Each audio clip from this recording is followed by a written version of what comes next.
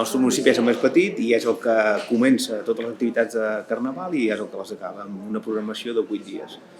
Hi ha una feina molt important de la regidora, en aquest cas, que ha coordinat totes aquestes activitats, però una feina a destacar és l'implicació de les entitats locals, de la cuina tossenca i de la restauració, que s'impliquen molt per dinamitzar el poble i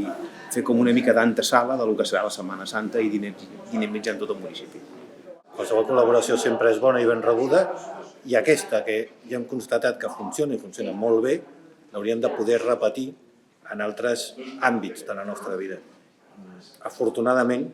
amb els veïns de Lloret i els veïns d'una mica més enllà, perquè també els trobem tants propers que són els de Tossa,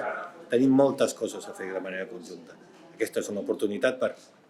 recordant que estem parlant de Carnaval, també diguéssim que convidar-nos a ampliar una mica més la mira, aixecar la mirada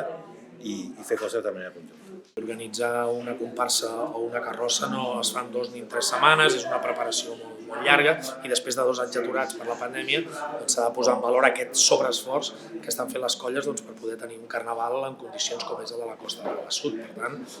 felicitar-los i agrair-los que tinguin aquestes ganes de tornar a tenir un carnaval en plenitud.